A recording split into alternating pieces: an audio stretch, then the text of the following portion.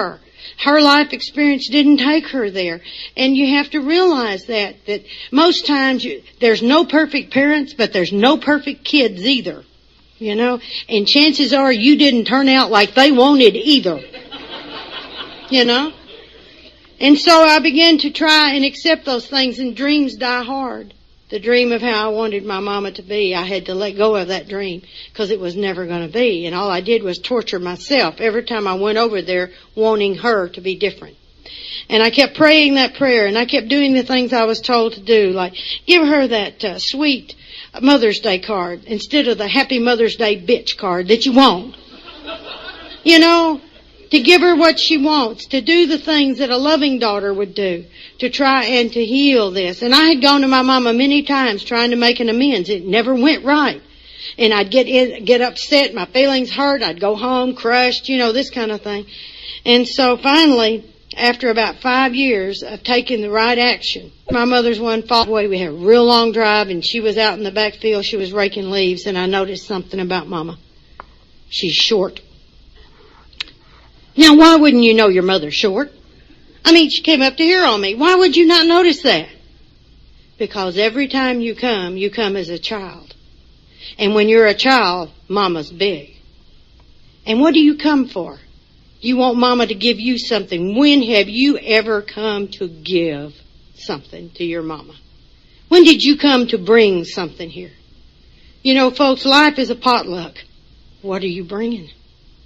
You know, anything you want, you got to be willing to do that deal. You got to be willing to give it out. And the law, the spiritual law is, if you give it out, it will come back. Maybe not from where you give it, but it will come back. And so as I'm looking at her, as I walked out toward her, God let me see inside my mother's heart. It was not a heart that was full of love that she refused to give me to punish me. That's what I always thought. She withheld love to punish me. She didn't have it. There was a heart with lots of scars on it. Not a heart that was overfilled with love. And I realized, you know, my mother came from that alcoholic home where her daddy brutalized her physically, emotionally, and sexually. She ran away from home when she was between 12 and 13 years of age because he was trying to rape her one night, and she hit him in the head with a stick of stove wood. And she walked hundreds of miles and slept in culverts, stole food out of people's gardens till she got to Memphis, Tennessee. And when she got there, she was in the alleyway next to a boarding house living in a box. Now, that may be fashionable today for homeless people, but in the early 1900s, that was pretty odd. And the lady who owned the boarding house was pregnant, and she came out and told Mama she'd give her room and board if she'd come in and help her, because her being pregnant, she needed more help.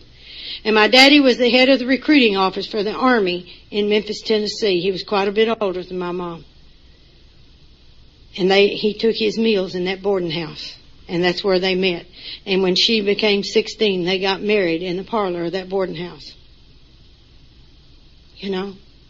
She didn't have all that stuff on the inside of her. And then there came that day that I was able to go to my mother, and she was wanting to talk to me about things that happened when Daddy died, and I thought, oh, God, here we go.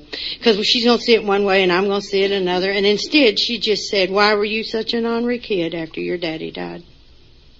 And I said, I was getting even with you for not loving me. And she said, not loving you? I gave you a roof over your head, clothes to wear, and food to eat. It was more than I ever had. And you see, it was. You see, I took for granted what to her would have been a luxury. You know, just because you have kids doesn't mean that everybody takes care of those kids. And that was not my mom's experience. She gave the best. She gave everything she would have loved to have had as a kid. And I threw it in her face a lifetime saying, not enough. Not enough. Well, I want you to know it became enough that day. And I said, Mama, what can I do to make it up to you after all these years of all the things that I've done that have hurt you, many times on purpose? How can I make that up to you today? She said, forgive me for not being the kind of mama you needed. And I said, Mama, I forgive you. And my mama got up and she walked across the room, and for the first time in her life, she gave me a hug, and she said, baby, I love you. I've always loved you. And that hole inside of me went away. And it wouldn't have happened if I hadn't followed the directions from the people in Alcoholics Anonymous and Al-Anon that had shared with me, many times not even knowing it, when I hear the tapes, when I go to the conferences, when I listen in the meetings. And the thing about it is, you'll hear lots of good things this weekend, but I can guarantee you not one of them will benefit you one iota if you don't take it and make it a part of your life. You got to take what you hear in these places and make it part of your life. And then once you do that, it works for you too. You know. My sister was my mother. I realized that later on, that person who had nurtured me and loved me forever like I wanted Mama to do had been my older sister.